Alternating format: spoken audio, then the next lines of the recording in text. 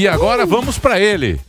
Vamos diretamente para a Austrália. Tem vinheta. O nosso querido Kim Paim, diretamente da Austrália. Pode rodar. Olha, ó. Fala, Kim. Fala, Kim. Muito bem, aí está o Kim Paim, esse belo bigode, essa elegância toda. É, meu amigo, não é brincadeira, não. Quem vai fazer a primeira pergunta? O Albeta. Diga lá, Albeta. Obrigado, viu, Kim? Fala, Kim, seja bem-vindo. E aí, aqui. Albinha? Seja bem-vindo. Eu queria a sua explanação, a gente estava falando aqui antes, da agenda internacional interminável do Lula. Se tem alguma coisa interessante que a gente pode, alguma coisa positiva para o Brasil, queria a tua análise. Positiva é difícil falar que tem. Até porque essas viagens, na maior parte do tempo, é uma grande reunião de platitudes. Elas falam de efeito, temos que combater a pobreza, temos que combater a fome, temos que combater as mudanças climáticas. O que está sobrando realmente nessas viagens é vergonha, deixando inclusive a militância de lado. Se a gente observar esse último encontro do G20, o Lula resolveu falar contra o Tribunal Penal Internacional num dia. Falou que se o Putin vier ao Brasil, no encontro aí de 2024, ele não será preso. E o que a gente observou com o passar das horas foi um comportamento completamente diferente. É uma coisa que o Lula não está acostumado a fazer, que é voltar atrás. Se a gente pegar ao longo do ano de 2023, tentar encontrar um momento onde o Lula meio que falou uma coisa, depois teve que voltar, não era bem assim. Todos esses momentos vão remeter a algumas crises, algumas falas totalmente desconcertadas. Eu acho que tem uma situação que acho que ilustra bem o ocorrido, que foi quando o Lavrov, o ministro de Relações Exteriores aí da Rússia, veio ao Brasil e quando ele fala sobre a relação da Rússia com o Brasil, ele usa umas palavras russas para descrever, que fica meio no ar uma ideia que o Brasil poderia estar próximo à Rússia, poderia estar alinhado à Rússia. E naquele momento, o que aconteceu? Vários veículos do Brasil, Folha de São Paulo, Estadão, começaram a falar que até a Casa Branca estava tentando entender que história é essa, depois de todo o apoio que nós demos para o Lula, né, garantir a democracia no Brasil, você tá ou não está alinhado? Vamos dar, né, a dúvida. Aí o que aconteceu no dia seguinte, o Lula vem a público com um pedaço de papel, e todo mundo sabe que o Lula não discursa lendo, e ele lê um pedaço de papel reafirmando que ele está alinhado aos valores democráticos, isso não é bem assim, não é isso, não é aquilo outro.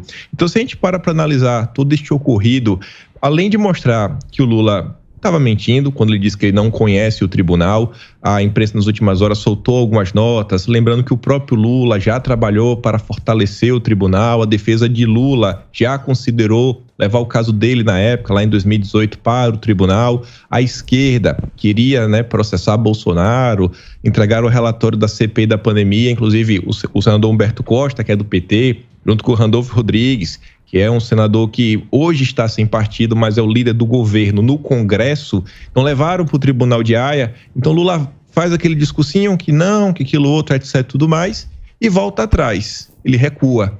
E aí, para tentar fechar esse raciocínio, eu acho que as pessoas, elas não percebem, mas aquela fala inicial do Lula, o que realmente estaria por trás, é uma tentativa dele de se reafirmar para sua base.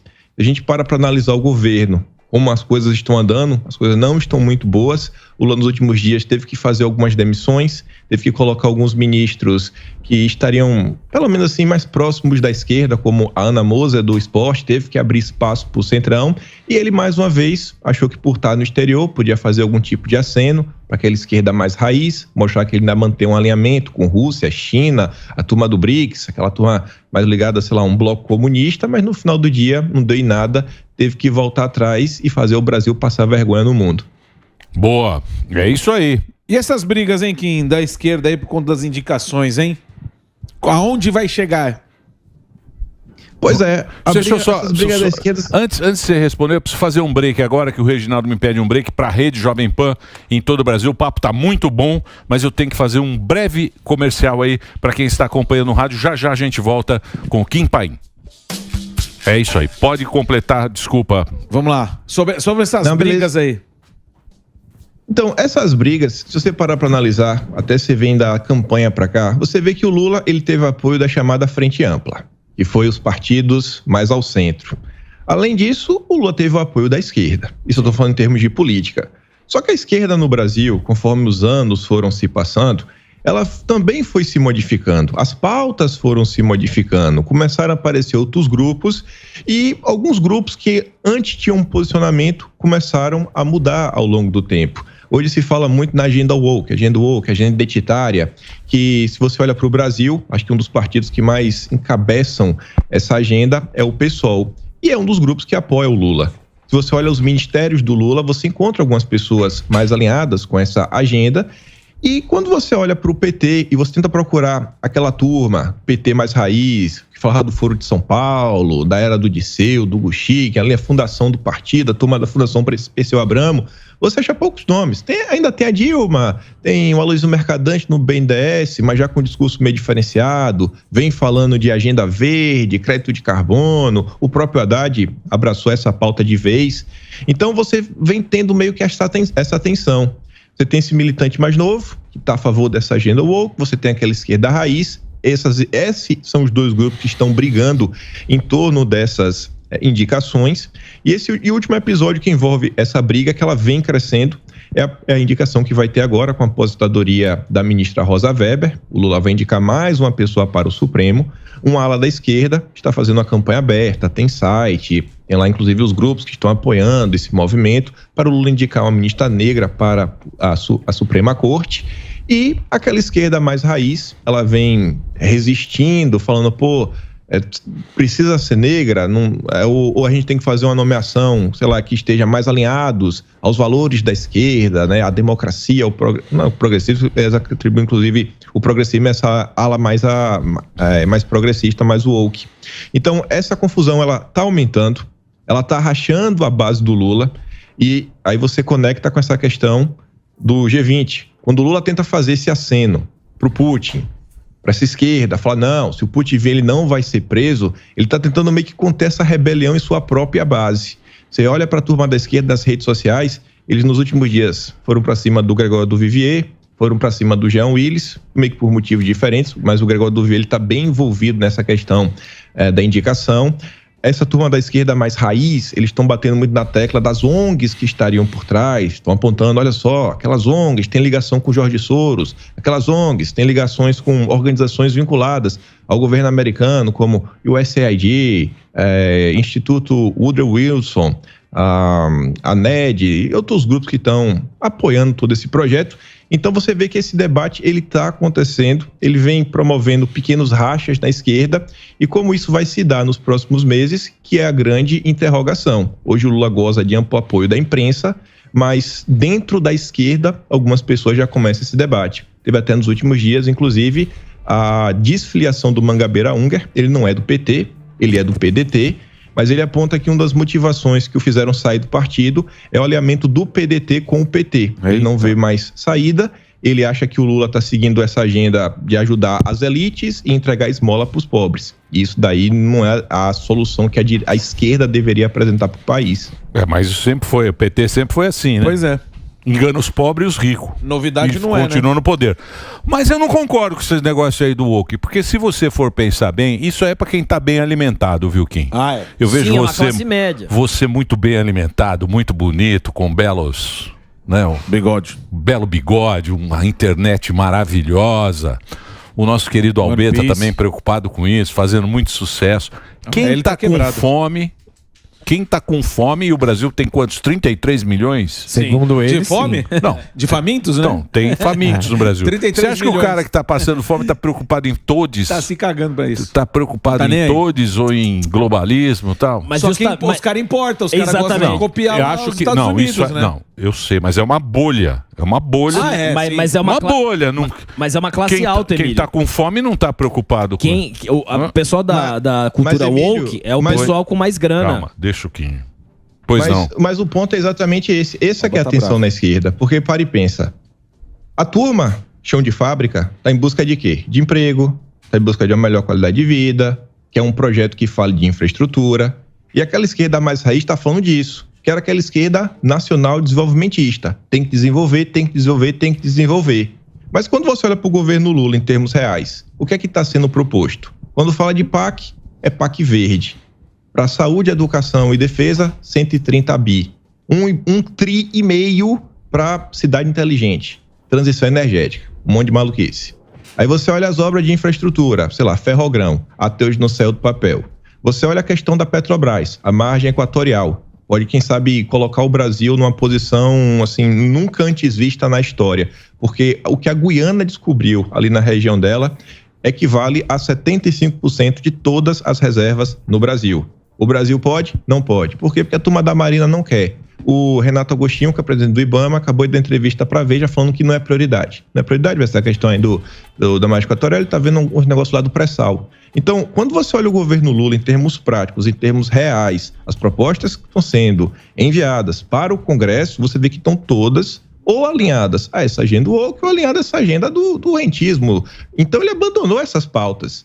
Então, é aí que está o ponto de tensão. Você fala que ele abandonou as pautas chão da fábrica, tá? É isso? Ele abandonou as pautas de chão de fábrica. Abandonou as pautas de chão de fábrica. E aí que está a tensão. Tem uma turma que está chamando Lula, volte. Tem um que você já entrevistaram aqui no Pânico, é o Rui Costa Pimenta do PCO. Ele vem batendo nessa tecla. Só que é aquele ataque do seguinte, ele ataca o ministro, a Marina Silva tá sabotando, não sei quem tá sabotando, nunca é o Lula nunca é culpado por Rui Costa Pimenta, é a Marina, é fulano, ciclano, e quando ele fala do Lula, ele fala, não, a gente tem que entender, tem que apoiar o Lula porque ele tá com pouca margem de manobra, não, ele foi eleito, né, com muitos problemas, com grande apoio, então ele tem que seguir essa linha.